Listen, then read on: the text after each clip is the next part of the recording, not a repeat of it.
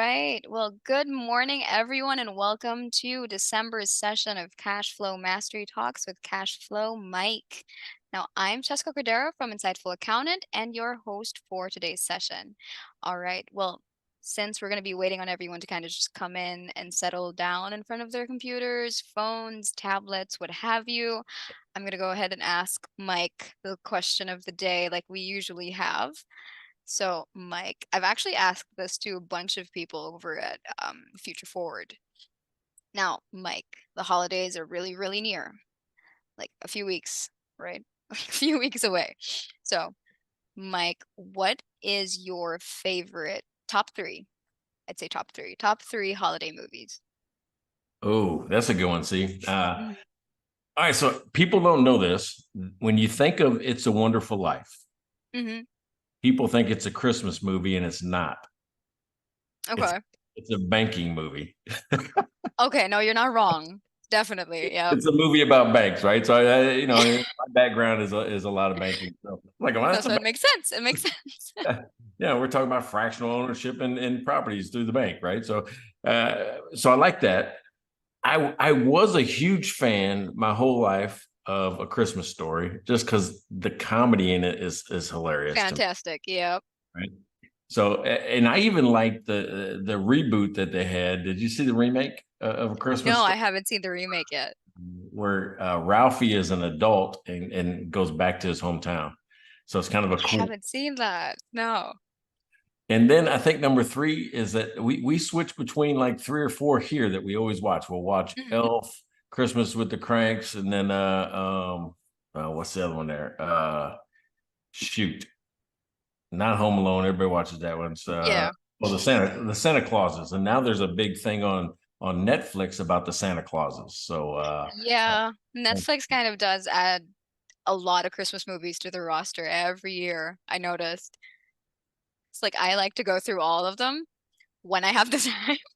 yeah. When I have the time, I go through a bit of them just so like I find something new that I could add to like the regular Christmas movie list because I'm a big like I know it's a lot of Christmas movies are really cheesy.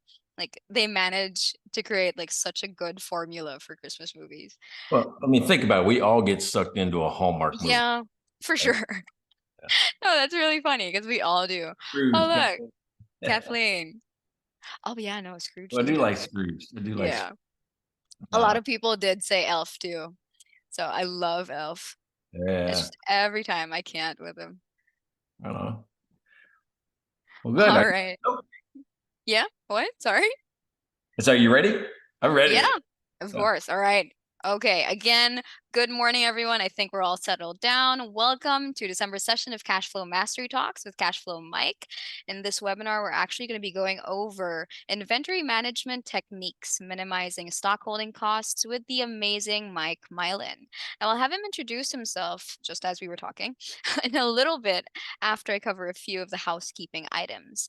Now, there is no CPE for this is just a 30-minute webinar. And if you have any questions, you guys have to put them in the Q&A panel. And you know the drill. I want you guys to be specific.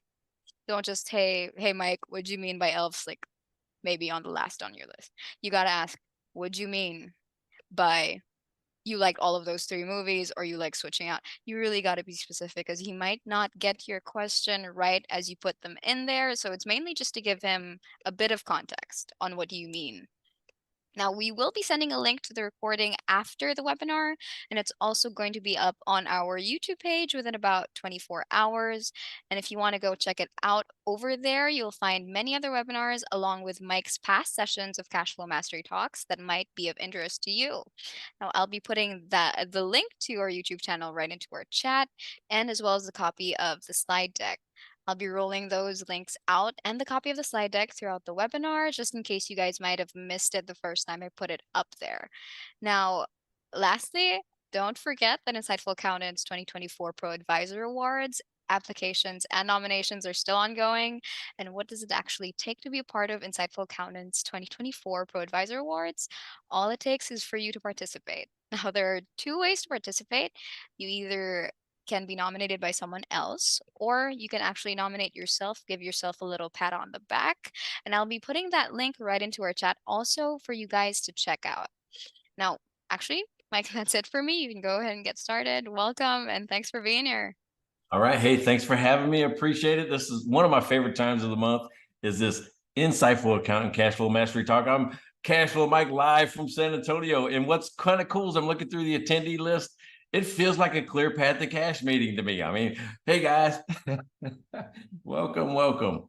So let me share the screen. Today we're going to be talking about inventory. So all fall, I've been kind of breaking down some of the levers of the cash conversion cycle, right? We've been talking about AR and AP, but today we're going to talk about inventory management techniques and talking about those hidden stock holding costs or carrying costs or whatever it is, and how to maximize your inventory as well. So, why am I doing this? Why am I spending time every month with Insightful Accountant? Is because I'm on a mission, right? And I want you guys to help me. The mission is this: I want to eliminate cash flow as a reason that businesses fail. I want it to be some other reason, not because they run out of money or they don't manage it. I want to eliminate it because when you look at the number of bankruptcies, although right during COVID they spiked, then they started coming down again. They're actually on the rise once again. So the overall trend is down, but in the recent trend, it's coming back up, which is bad news for businesses, good news for us as advisors because we can help, right? We can see these things and we need to get out there and help our small business clients. So here's the one that always gets me. It's the 35% of business bankruptcies that are out there in the world right now today have net profit on the books. 35%. That means they're making money on paper, but they can't pay their bills. That's directly related to the cash conversion cycle. And this is one of the levers that you can pull is inventory. Oh, I've got chat. Let me make sure we got that. I don't want to miss people's questions. Good. All right. So here's the thing. We all make mistakes with inventory. It's just too easy. I mean, when I ran bars, I mean, people would come in, the distributors would come in and say, hey, if you buy this case of cotton candy vodka, we'll give you another case for free. Well, when I took that deal, I didn't realize that nobody liked the taste of the cotton candy vodka and it would sit on my shelf for 2 or 3 years and I'd have to give it away, right? Is basically what that is. So we all make mistakes. We don't intend. Nobody ever walks into their business and says, I am going to mismanage my inventory this month. No one ever says that. It just happens because we get caught up in what's happening in our daily lives time after time after time. So here are some of the big mistakes, right? And how it impacts your company. We overorder, just like I just said. We underestimate lead times. This was huge during COVID, the COVID era. And because when we used to get things on 1 week, now it would take 6 weeks. So we would underestimate when things were coming in, which would lead to shortages and a loss of sales. Sometimes we don't manage our suppliers properly. And because of that, what we've got is we get wrong pricing or we get too high a pricing or we're not, using the right vendor who actually can give us the right price and the right product or a better product for the same price. We're not managing our suppliers that way. We're ignoring the demands, right? We're starting to just peanut butter our forecasting across like, we always do $100,000 worth of sales a month. So that's the inventory I bring in. When in reality, we might do $20,000 worth of sales in the winter months and $125,000 worth of sales in the summer months, which gives us some mismatch balancing of our inventory. We're not using technology. We're just trying to wing it as we go. And of course, we're ignoring all the carrying costs, and an over-reliance on discounts is the big one, which means to get rid of inventory, we're just marking it down just to get it off the shelves. We're buying things on only when they're on discount. All of these things can lead to us getting outdated or unsellable inventory like cotton candy vodka, losing sales. We're vulnerable because we're dependent on certain suppliers for things. If they go down, if they have a disruption, it hurts us. So these are kind of the big mistakes that lead into having too much inventory or not enough inventory, right? It could go either way. So let's talk about what we can do exactly in our businesses. So if you've worked with me in the past, I always do with ratios, right? This is like going to a math class. And what I've got is a couple of different things. First of all, I've calculated out that this company, the sample company we're talking about, has 90 days worth of inventory, and the industry average is 66. I always like to compare it to something. Ratios, numbers don't really mean anything unless you compare them to something else. In this case, it seems like things are sitting on my shelf a little bit too long, right? Longer than most. And the reason why I compare myself to the industry average, because that's a C player. Those are folks that are just average. And my clients, I'm telling you, like your clients, you don't want them to be average, but it's a starting point. It tells us where to get to. The first step in our improvement plan is always going to be to get from 90 to 66. And what happens with most business owners is that they fall in love with their inventory. They get proud of it. They open up the warehouse and they go, look at all my inventory. Look at all my stuff. It's my kingdom. I control all of this. Well, in reality, what we want to do is educate them that they don't need all of that to actually produce a profit or actually maintain better control of their cash. If everyone else can get away with just 66 days worth of inventory, so can you, right? We just have to build a plan to get there.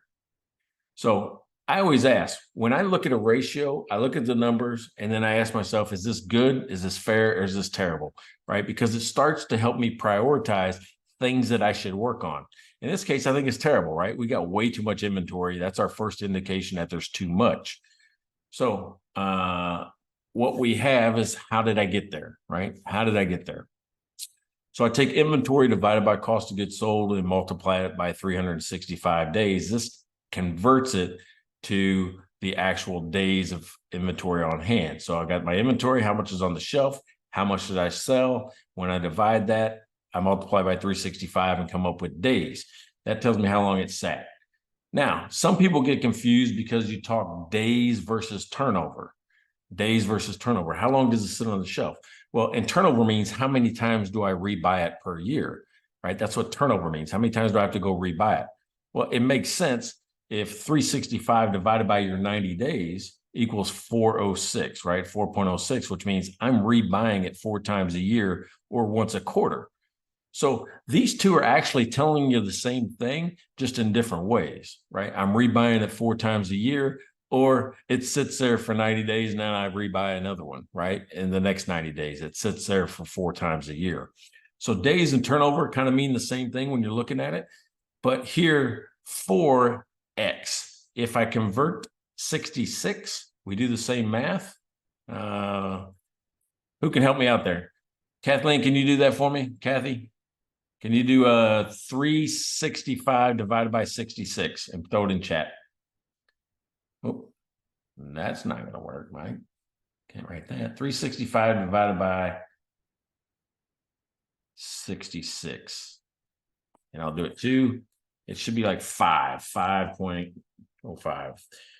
365 divided by 66, which means 5.53. So let me annotate that. This equals 5.53. So if I was to ask you 5.53, which is better, 5 times a year or 4 times a year? Most of us would say that 5 times a year is better. I'd rather replace it 5 times a year than 4 times a year. You got to think that you want fast money. You want money to be fast. This is the speed of cash, and you want this number to go as fast or as many times as possible. So that's one of the ways that you can do that.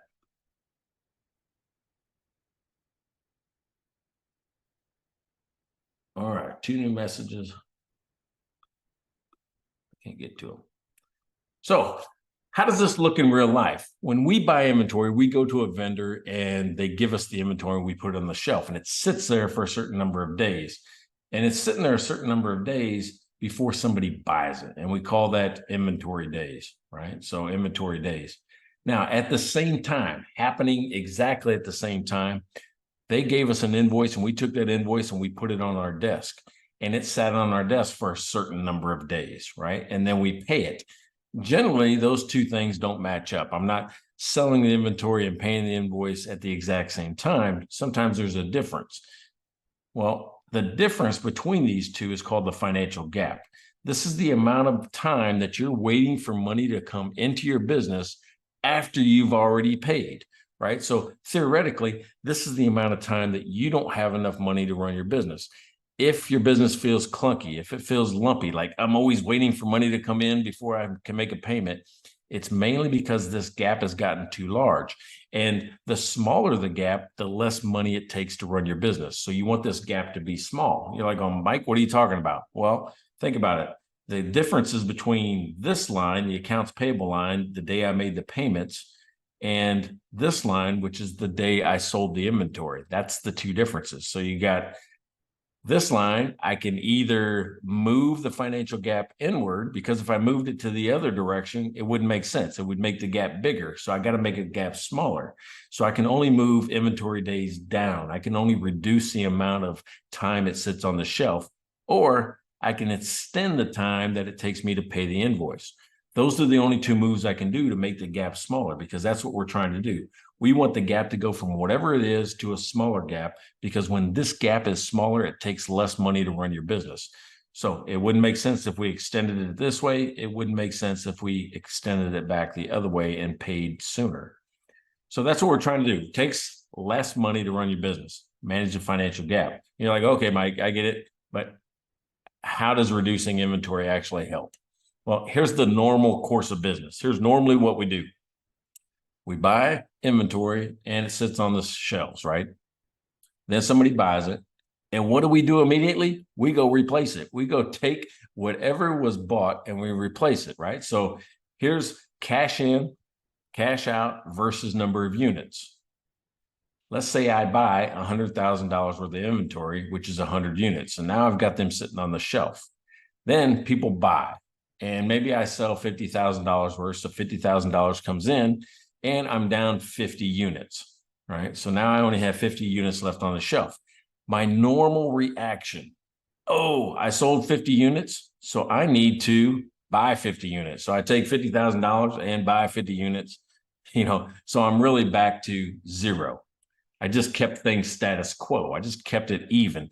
I took the money that came in and put it right back into inventory. This is the cost of goods sold side. This isn't the profit side, the gross profit side. So it's zero.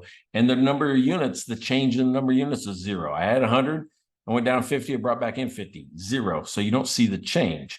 What happens if we do something slightly differently? Like I put stock on the shelves, people buy it, but then I don't replace it. I don't replace it. I just let it sit at a lower level, right? The level that the basic competitors let it sit at. I just let it sit at a lower level. That means my change now is the $50,000 and the 50 units. I have 50 units less. That means I have $50,000 more. I've put more cash back into my pocket. That's what you're trying to do. You're taking the money that you would normally take out of the company to replace it, and you're keeping it in the company in the form of cash. That's what we're trying to do with replacing inventory. So how do I get there? What are some ways, or how do I know what to reduce? How do I know what to do? I have an inventory master worksheet, right? I have an inventory master worksheet. So Larry said that he has AR to tie in this calculation. That's right, right? So rather than confuse you, there is a third lever that you can pull. And I'll go back to that, Larry, because I don't want you to miss that. I'll go back to it. Larry's talking about this portion right here. When you sell it, sometimes we sell the actual unit or good on credit. And if we sell on credit, that's an additional amount of time that we're waiting for money to come in. So sometimes we have to wait for somebody to pay their invoice, which again makes that gap longer. But we have two levers to pull. We can have less inventory, or we can collect faster, right? So just think that inventory gets added to accounts receivable, because that is how much or how long it takes money to come into your business. Inventory plus AR. Then we're going to subtract out the amount of time it sits, or an invoice sits on our desk, or the AP days. So AR, Larry, it actually goes on to the end of inventory days and extends the amount of time that we're waiting for money, right? It's the money coming in.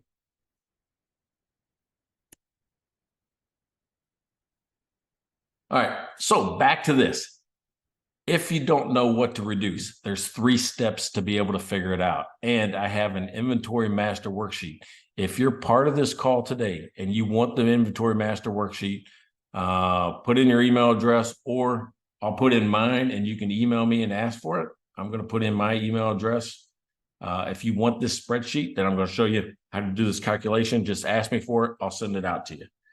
So we got Mike at cashflowmike.com. There you go. If you want this spreadsheet, and here's what the spreadsheet is going to do is three things. One, it's going to calculate par. And people always ask me, like, oh, what's par? Well, it's the periodic automatic replacement. It kind of sets how much inventory you should have on your shelf. How does it figure it out? Well, it takes the average number that you sold per month, divided by the number of times you can get it during the month. And then I always add a safety amount. And I always kind of liken it back to, my bar days, where I normally would go through 20 cases of Budweiser in a week, right? So if I counted that I only had 4 in the walk-in cooler at the beginning of the week, I would order 16. I would order back to 16 or back to 20. So 4 plus 16 is 20. Now, the actual calculation came out to be 18, but I rounded up. I added 2 as a safety amount because I never wanted to run out. I'd rather have 2 extras sitting in the walk-in cooler than have 0 and have to figure out what I'm going to sell or ask this person. So I always add a little bit of a safety amount just for those occasional weeks when you get a little bit more traffic. So it's how many times can I get this product per month, and how many do I usually sell per month? Now, this spreadsheet, what you'll see is I've gotten examples in there of all the different SKUs that I had inside a restaurant. And I used one sheet for food and one sheet for liquor, but it tells me how much did I use per month and what was the average sold. And then the additional columns were calculating out par and what I should order back to. So the first thing you do is calculate how much do I sell per month and how often can I get it, because that's what you want to order back to during your orders. The second part is I got to go count, right? I'm not going to know how much to order unless I go count. So once a month, I did an ending inventory. So the ending inventory gave me the full picture of what was sitting on my shelves. But every week, I at least went and counted how much I should order back to. So if I was counting Budweiser cases, I would go into the walk-in cooler, count how many were stacked up against the wall. If there were 4, again, I would order 16 to get back to my 20. So you actually got to go do the count. So you figure out what your par is, then you go do a count. The next thing is you're going to compare your count, right, to your par. That's it.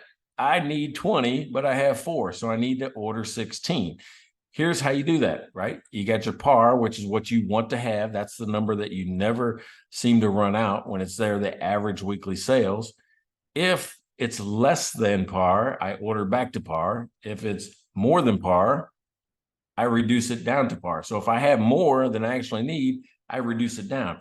This portion right here is how you identify what SKUs in your shelf you should be clearancing or running down and getting your inventory levels down, because you have too much. So it isn't like we just guess, because you might have enough t-shirts and you're running t-shirts down, but you might have too many pairs of pants and you're not doing anything with the pairs of pants. You're just guessing. This tells you which specific item to run down to be able to get your par levels and your inventory under control.